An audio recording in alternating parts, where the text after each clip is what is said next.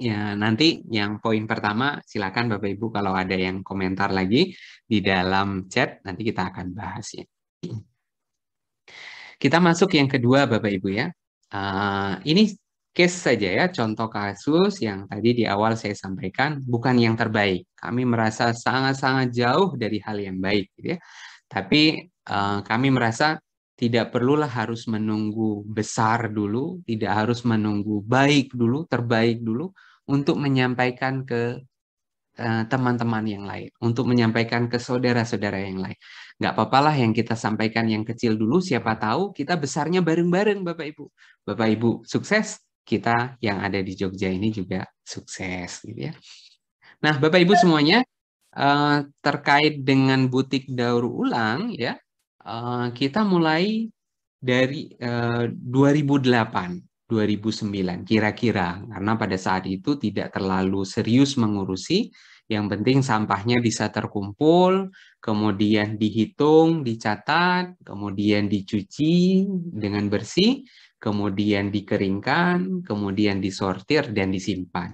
Pada saat itu tantangannya pasti minim modal dari segi materi tidak punya gitu ya, SDM yang terbatas, fasilitas yang terbatas. Jadi kalau Bapak Ibu merasa seperti itu saat ini, sama Bapak Ibu. Kita pada saat awal memulai kita merasakan hal yang sama gitu ya. Pada saat disimpan dengan jumlah yang besar, kemudian belum tahu mau diapakan, akhirnya kita ya tadi ada kepepet ya, the power of kepepet.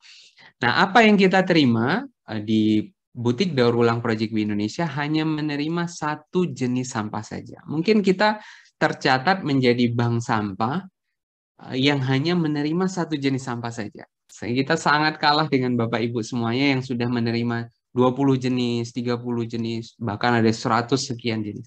Kita hanya menerima satu jenis sampah saja, yaitu bekas kemasan, makanan, minuman, deterjen, minyak goreng, pewangi, dan seterusnya. Pokoknya yang ada plastiknya, yang ada warnanya, baik ada aluminium foilnya maupun tidak, kita coba terima. Namun memang dalam kondisi pandemi kemarin, konsep bank sampahnya berubah menjadi donasi sampah. Nah, di dalam pengolahan Project B Indonesia, butik daur ulang sering mendapatkan berbagai macam pertanyaan seperti ini, Bapak Ibu. Jadi Bapak Ibu yang mengikuti, ini ada beberapa pertanyaan dari sekian banyak pertanyaan yang kita coba rekap gitu ya. Butik daur ulang ngolah sampah-sampah kemasan dari produsen besar ya. Ada merek kopi, ada merek susu, ada merek deterjen. Apa nggak dapat bantuan gitu? Kan sama aja pada saat dibuat tas mempromosikan produk-produk mereka gitu. Nah, ini satu pertanyaan besar yang sering kita dapat. Gitu. Terus kemudian yang kedua, kan ngolahnya kayak gini aja, nggak ngaruh gitu ya dalam proses pengolahan sampah suatu daerah. Plastik, apalagi saset kemasan itu kan ringan banget. Sementara plastik kita, sampah kita kan jumlahnya tontonan. Gitu. Nah, ini juga sering menjadi pertanyaan. Kemudian pertanyaan ketiga, padahal kan barang-barangnya dari sampah gitu. Seharusnya kan harganya murah gitu. Kok ini ya nggak mahal juga karena murah dan mahal itu kan relatif gitu ya. Nah, seharusnya harganya murah loh, dan seterusnya gitu ya. Nah, yang agak sensitif nih yang belakang nih pertanyaannya. Gimana? Gimana bos? Laku nggak gitu? Masa pertanyaannya gitu ya. Kita kayak jualan apa gitu. Emang laku gitu ya jualan kayak gitu. Nah, ini pertanyaan-pertanyaan yang sering kita dapatkan. Mungkin juga Bapak Ibu yang hadir pada kesempatan hari ini juga pernah mendengar pertanyaan tersebut ditanyakan oleh sahabat-sahabat Bapak Ibu kepada Bapak Ibu semua. Nah, dengan bekal pertanyaan ini kami yakin bahwa kami sudah tepat mengelola sampah jenis ini karena ada anggapan yang sangat sederhana oleh masyarakat gitu ya. Nah, akhirnya kita bangun suatu usaha ini 2010 jalan sampai 2017. Ini hanya sampai 2017 saja Bapak Ibu karena niatnya bukan untuk mempromosikan ini tidak, tapi intinya adalah kami mencoba mencatat segala macam aktivitas yang dilakukan. 2 tahun berjalan, yang tadi pertanyaan laku nggak ya gitu ya. Di 2010 kita coba kirim yang selama ini identik sampah dari luar negeri masuk ke Indonesia. Kita sampah Indonesia kirim ke luar negeri dalam bentuk yang berbeda. Ya. Terus kemudian berbagai macam event kunjungan sudah dilakukan. Kemudian kita nggak pernah ikut bank sampah terbaik, tapi kita pilih event-event yang lain. Ada wirausaha sosial, gitu ya, dari berbagai macam lokasi yang penyelenggara yang membuatnya dan seterusnya. Jadi kita positive thinking saja bahwa apa yang kita lakukan ini bisa mengkoneksikan berbagai macam pihak, ya. Yang tadinya hanya dinas lingkungan hidup saja, ternyata bisa bekerja sama dengan dinas perindustrian, ya. Bisa bekerja sama dengan Kementerian Desa dan Transmigrasi, ya. Ibu-ibu PKK juga latihan dan seterusnya. Jadi akhirnya oh iya, kegiatan ini perlu kita tularkan ke berbagai macam pihak. Jadi, Bapak Ibu, sosialisasi yang sering dilakukan, terus kemudian menganggap hanya menjadi gimmick saja, tapi kalau diseriusi, ini menjadi hal yang sangat baik bagi masyarakat. Intinya adalah, Bapak Ibu, dari yang kami rasakan adalah teamwork itu butuh. Apalagi Bapak Ibu punya tim yang baik di bank sampahnya masing-masing. Istilahnya adalah teamwork make the dream works, ya. Jadi dengan kerjasama tim yang baik, dapat dengan mudah mewujudkan mimpi-mimpi kita. Akhirnya Project B Indonesia ini bermimpi menjadi sebuah wirausaha sosial dengan konsep environment, lingkungan. Lingkungannya harus nomor satu, tapi saat kita berbicara lingkungan saja, pergi pagi, pulang sore, tapi kita tidak punya pendapatan apa-apa, akhirnya harus dibungkus dengan nilai ekonomi. Jadi harus juga profesional gitu ya. Jadi pegawai harus dibayar secara profesional. Dan kemudian ada future. Jadi ada masa depan yang cukup cerah yang kita dititipkan bumi ini kepada anak cucu kita nanti gitu ya. Nah, apa yang dilakukan oleh butik daur ulang Bapak Ibu? Sangat simpel sekali. Jadi kita mengalami proses produksi seperti ini.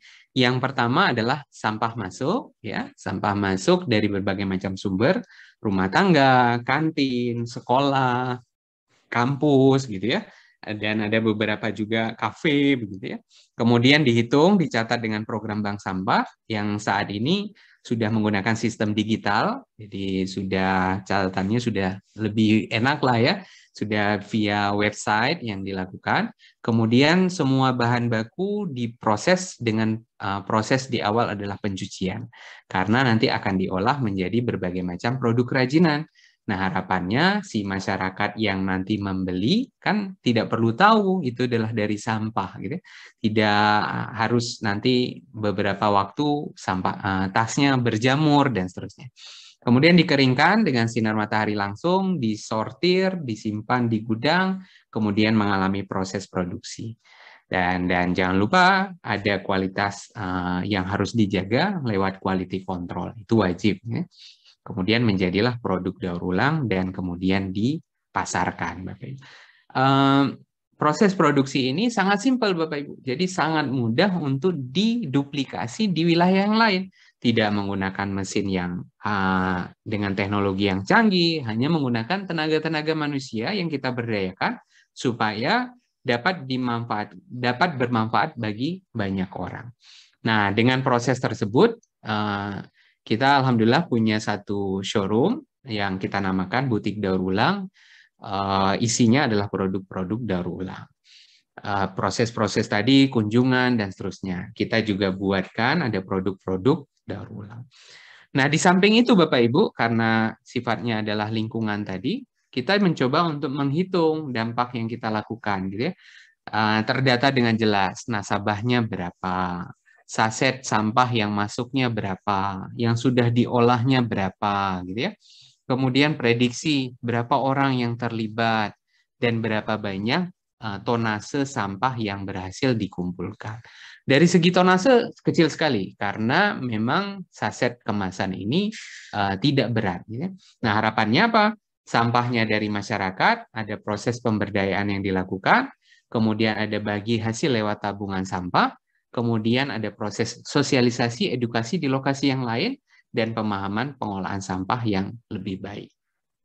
supaya bisa bermanfaat. Namanya juga wirausaha sosial, Bapak Ibu, jadi tidak harus semuanya untung dalam bentuk materi, tapi untungnya KPI-nya, Key Performance Indicator yang dilakukan oleh Project B Indonesia adalah berapa banyak edukasi yang bisa dilakukan, baik secara online maupun secara offline.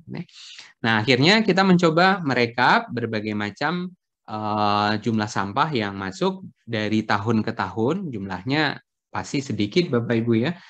Yang 2019 memang agak tinggi, hampir lebih dari 1 ton sampah yang masuk selama 1 tahun. Tapi bayangkan 1 ton sampah kemasan Bapak Ibu ya. Jumlahnya pasti dari segi volumenya sangat tinggi sekali.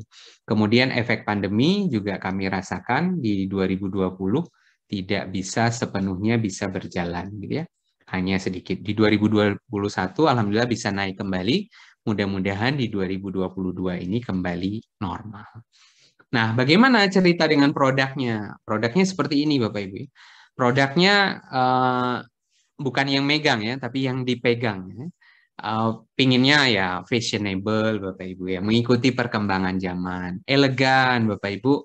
Kalau yang beli nggak malu-malu lah pakai produknya dibawa kemana-mana. Ada multifungsi juga ya kadang ya. Ada yang jadi tas, ada tas belanja, ada yang jadi dompet. Eco-friendly pastilah ya, karena berbasis sampah. Nah, kami mencoba menggunakan berbagai macam kelebihan yang Bapak Ibu bisa pakai juga. Made by order, bisa nih diorder dengan bentuk yang berbeda, tapi sesuai dengan kemampuan kami. Gitu ya. Kemudian ready stock, gitu ya. Ready stock ini juga menarik karena ada orang yang datang kemudian mencari warna yang berbeda. Nah, kita punya sekian belas variasi warna. Satu produk minimal ada 12 variasi warna. Kemudian kita juga fixed price. Harganya jelas gitu ya. Tidak pada saat ini kunjungan beda, pada saat ini beda lagi, titip jual nanti beda. Jadi fixed price dengan harga yang jelas untuk membuat konsumen kita nyaman. Kemudian yang berikutnya adalah lebih dari 130 jenis item produk saat ini. Mau cari ini, oh dompet ada, oh tas ransel ada, gitu ya. Akhirnya pas saat masuk toko, apapun yang dia butuhkan ada di situ. Jadi penjualan bisa dilakukan. Pas ditanya, oh yang ini nggak ada, oh ini nggak ada, oh, ya udahlah nanti saya balik lagi kan ini menjadi alasan si pelanggan. Ya. Dan kelebihan kita saat ini adalah yang tentunya bisa Bapak Ibu pakai ya, contoh sedemikian rupa fast respon. Ya. Jadi di WA Bapak Ibu yang misalnya mendaftar webinar pada kesempatan hari ini, direspon nggak sama adminnya gitu ya, fast respon tidak, Bapak Ibu yang bisa menilai. Kita mencoba untuk fast respon. Tidak hari ini WA, nanti 2 minggu lagi baru bales. Gitu. Simple for order, mudah untuk diorder. Oh, order lewat WA bisa, lewat telepon juga bisa, gitu. Lewat Instagram juga bisa, lewat marketplace, Bukalapak, Tokopedia. Jadi kita buat simple orang untuk mengorder. Kalau ada produk-produk yang made by order, kita coba untuk on time order, gitu ya. Misalnya, saya butuh nih map untuk acara seminar 1 minggu, 100 piece, Mas. Bisa nggak? Oh, bisa. Gitu. Kita cek ke bagian produksi, bisa. Kemudian dengan on time. Karena seringkali kita mendapatkan pelanggan-pelanggan kita yang menyampaikan, saya kemarin pesen di sana, tapi pada saat kita order, kita tanya gitu ya, kapan selesai? Nanti kalau udah selesai kita kabari gitu ya. Kemudian tanya lagi, belum selesai, saya ada ini, jadi nggak on time. Gitu. Jadi mungkin tantangan kita adalah untuk kita bisa berkomitmen supaya on time. Nah, bagaimana penjualannya? Bapak Ibu pasti penasaran nih. Ini Butik Daur Ulang buat webinar strategi pemasaran. Laku nggak sih gitu ya? Pertanyaannya itu. Kita mencoba merekap Bapak Ibu, ini data real yang kita punya. Penjualan 5 tahun terakhir kita pakai. Ini khusus untuk hari ini kita sampaikan ya, karena ini isi dapur sebenarnya. Gitu ya.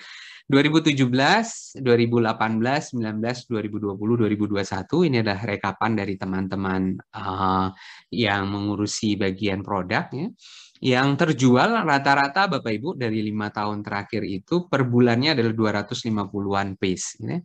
Dengan per tahunnya sekitar 3.000 piece. Jadi jumlah ini dibandingkan dengan produk lainnya pada umumnya sih jumlahnya sedikit ya. Tapi dari segi produk daur ulang, pasti jumlahnya ya lumayan lah ya. Bisa menjual 250 piece per bulan, artinya rata-rata selama 5 tahun ya Bapak Ibu. Karena kita lihat di sini pandemi tidak bisa membohongi karena jumlah penjualannya juga rendah gitu ya di 2020, 2021, tapi alhamdulillah ada sedikit kenaikan dan kita optimis akan kembali seperti 2019.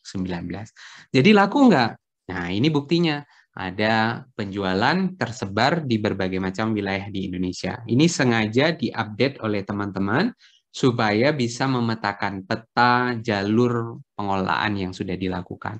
Oh, kemana saja? Supaya jelas nanti strategi yang dilakukan apa saja. Ya. Oh, ke Aceh sudah 30 kali pengiriman. Oh, ke Sumut sudah 15 kali. Oh, ke Amerika ada, Jerman ada. Tapi baru sekali. Apa nih yang kita bisa lakukan? Jadi ini terus kita lakukan supaya apa? Supaya bisa berkembang. Ya. Nah,